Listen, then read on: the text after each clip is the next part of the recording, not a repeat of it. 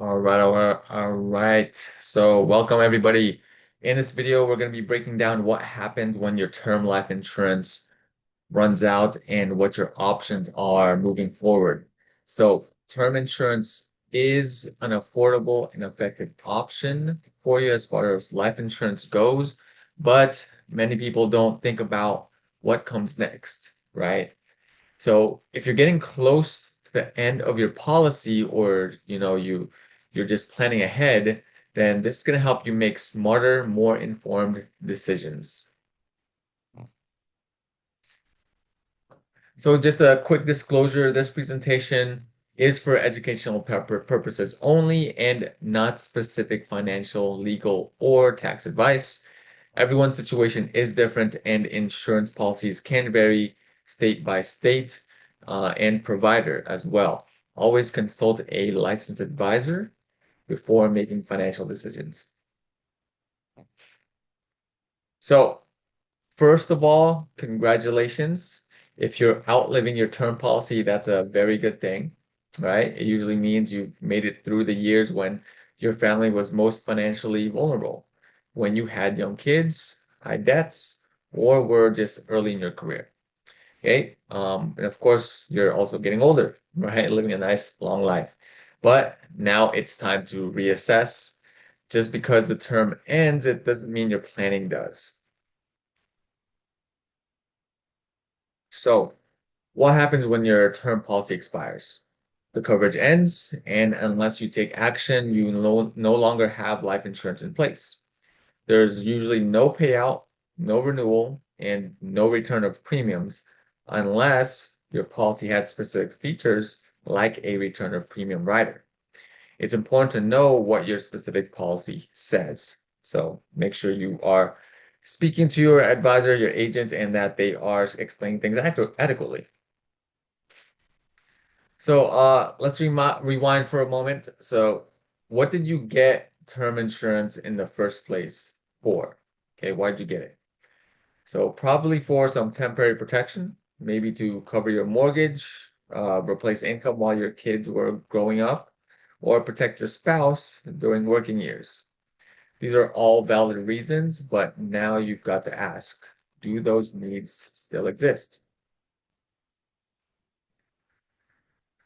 So, do you still need coverage? That's the key question, right? Do you still need life insurance? If you've built wealth, paid off your home, and your kids are financially independent, you might not need any more. But if you still have dependents, debt, or estate planning goals, then there's a good chance you do. So start by asking what financial gaps would exist if you passed away today.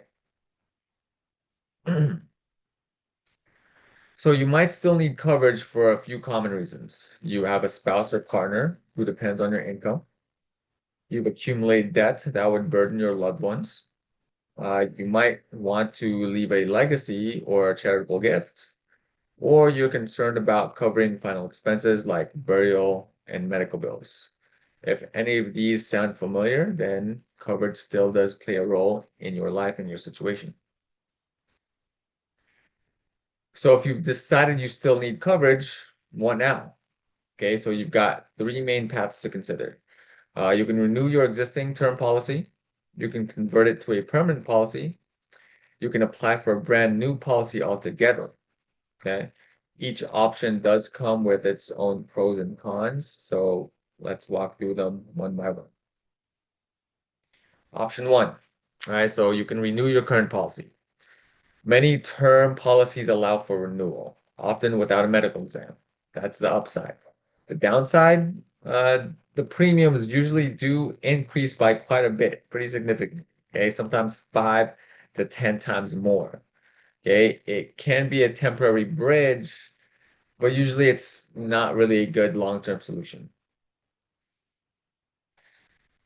So let's put that into perspective. So suppose you had a 20-year term for $500,000 at $30 a month, which you got at 35 years old. At the end of the term, if you renew at 55 years old, you might be looking at $300 to $600 per month for that same coverage. Okay, that's why we usually treat renewal as a short-term band-aid, not a permanent fix. This is also why you would have wanted to look at getting more coverage for a longer period of time when it's less expensive for you, or consider a permanent policy earlier on. Option two, you can convert your term policy into a permanent one. Okay, many term policies come with a built-in conversion option, which lets you switch to a permanent policy without a medical exam. Okay, um, you can lock in coverage for life, build cash value, and avoid losing protection, but you will pay more than you did for the term. So here's what to watch out for. Okay, every policy has different rules. Some limit the age or the timeline for conversion.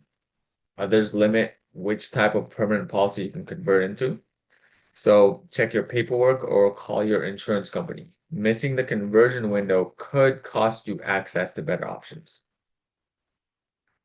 Option three, you can apply for a brand new term policy. Okay, this is sometimes the cheapest route if you're still healthy and qualified.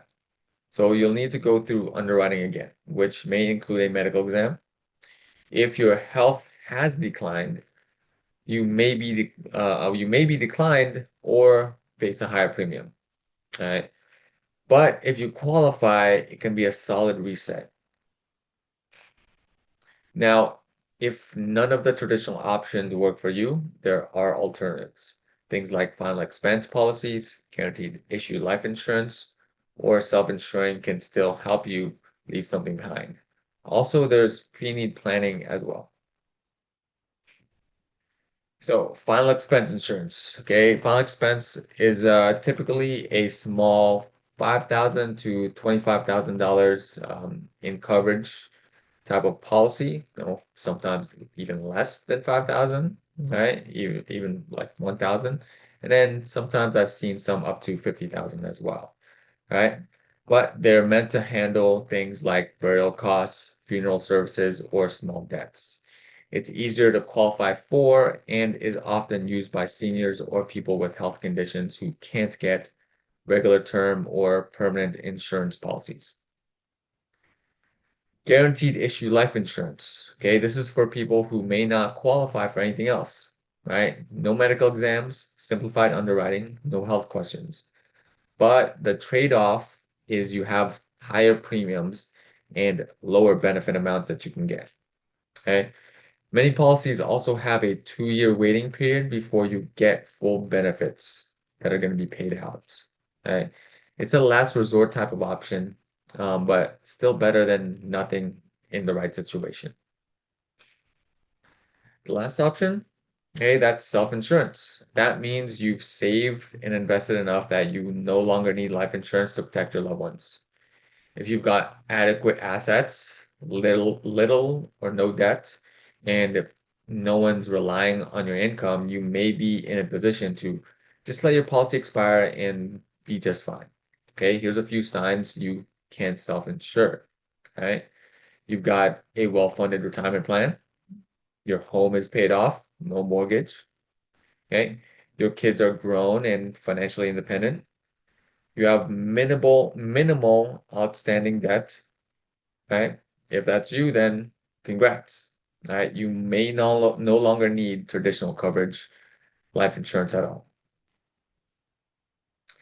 So this decision flowchart right here is a great way to visualize the process. Right?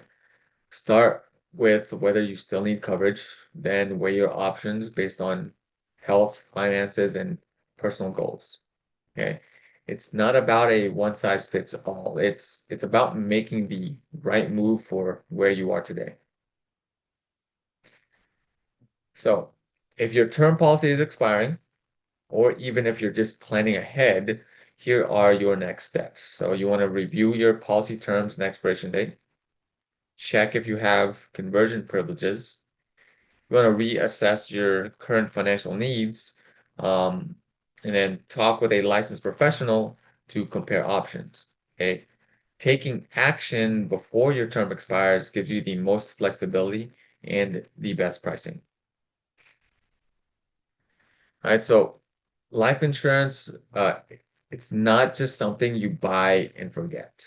Okay, it should always evolve with your life, whether you outlive your term or need to explore new coverage.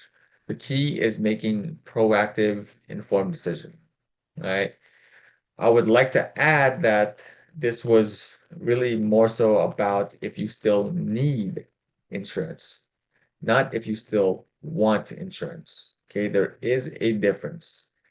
More on that with advanced videos. Thanks so much for watching. All right. If you found this valuable, make sure you subscribe or follow for more content like this. And if you're facing this decision now or soon, make sure you reach out. All right. I'd love to help you explore your options and make the best choice for your situation. So here's how to get in touch with me. All right. If you have questions, you want a coverage review, or you just want to talk through what's next, I'm here for you. Let's make sure your plan is still aligned with your goals. Thank you.